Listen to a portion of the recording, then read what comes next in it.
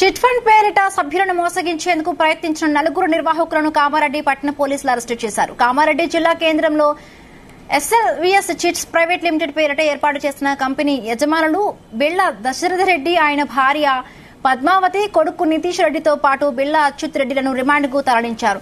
బాధితుడు అహ్మద్ మొయిద్దీన్ ఈ కంపెనీలో 2 చీటీలు వేశారు. చిట్టీల గడువు ముగిసినా డబ్బులు ఇవ్వలేదు. దాంతో అతడు కంపెనీ యజమానులను సంప్రదించగా అసభ్య పదజాలంతో దూషించడమే కాకుండా చంపుతామని బెదిరింపులకు దిగారు.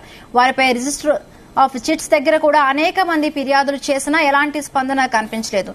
ఇలా సుమారు 25 నుండి 30 మంది వరకు చీటీ సభ్యులకు సంబంధించిన 2 కోట్ల మేర మోసం చేసి పారిపోయే ప్రయత్నం చేస్తున్నారని తెలుసుకున్న బాధితుడు మొయిద్దీన్ ఈ నెల 14న సదరు చిట్ ఫండ్ కంపెనీ యజమానులపై ఫిర్యాదు చేశారు. పోలీసులు బాధితులను విచారించి నలుగురిని అరెస్టు చేసి రిమాండ్కు తరలించారు. ఈ చిట్ ఫండ్ కంపెనీని కామారెడ్డి జిల్లా కేంద్రంతో పాటు కొంపల్లి, నిజామాబాద్, ఆర్మూరు, సిద్దిపేట, మెదక్, వికారాబాద్, షాద్ నగర్, మెట్పల్లి, వనపర్తి ప్రాంతాల్లో బ్రాంచీలు ఉన్నట్లుగా పోలీసుల విచారణలో బయటపడింది.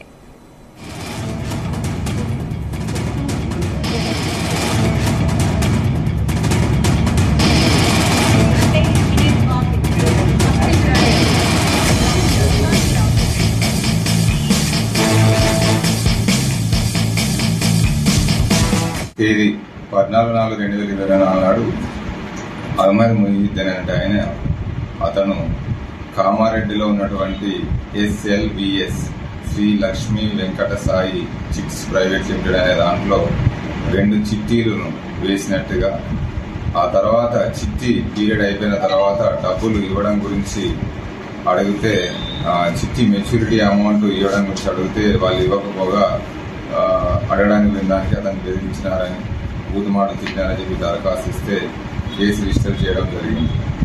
అయితే విచారణలో తెలిసిందేమనగా ఈ ఎస్ఎల్వీఎస్ చిట్స్ ప్రైవేట్ లిమిటెడ్ అనే దానికి బిల్లా పద్మావతి అనే ఆమె మేనేజింగ్ డైరెక్టర్గా, బిల్లా నితీష్ రెడ్డి వాళ్ళ కుమారుడు డైరెక్టర్గా పెట్టి వారి కుటుంబ సభ్యుడైన ప్రభుత్వ ఉపాధ్యాయుడైన బిల్లా దశరథ్ రెడ్డి అనే వ్యక్తి ఈ చిట్స్ ను నడిపించినట్టుగా తెలిసింది.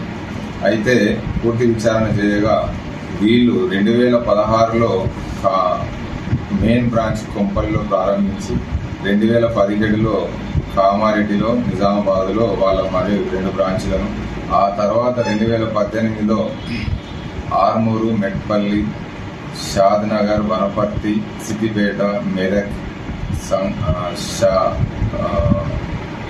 మొత్తం మీద ఒక 10 బ్రాంచ్లు ఏర్పాటు చేసుకుని వాళ్ళ కంపెనీ చిట్స్ వ్యవహారాలను నడిపించినారని చెప్పి, కామారెడ్డికి సంబంధించి దాదాపుగా 30 వరకు చిట్టీలు నడిపించగా ఇప్పటి వరకు దాదాపుగా ఒక 2 కోట్ల రూపాయల వరకు వాళ్ళు డిఫాల్ట్ అయినట్టుగా ఒప్పుకోవడం జరిగింది. నిన్న వాళ్ళని అరెస్ట్ చేసి మనము జైలుకు కూడా పంపించడం జరిగింది. వారి వద్ద నుండి కొన్ని వారి యొక్క ఆఫీసులో, తర్వాత ఇంటి వద్ద కొన్ని డాక్యుమెంట్స్, తర్వాత ఒక కారు, ఒక 5 సెల్ ఫోన్లను మనం స్వాధీనపరచుకోవడం జరిగింది.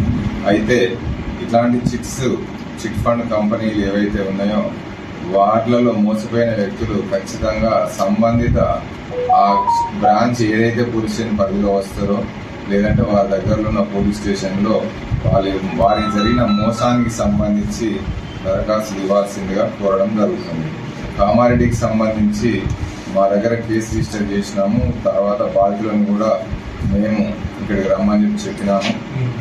ఎవరైనా బాధితులు ఉంటే తప్పనిసరిగా వచ్చి మమ్మల్ని సంప్రదిస్తే ఆ కేసుకు కూడా బలాన్ని చేకూర్చినట్టు అవుతుంది. బాధితుల సంఖ్య కూడా తెలుస్తుంది. Thank you. SLVS chit fund మీద ఒకటే కేసు అయింది మన దగ్గర. దాని మీద విచారణ సాగిస్తున్నాము. నేరస్తులను కస్టడీలోకి తీసుకున్న తర్వాత మిగతా ఏమైనా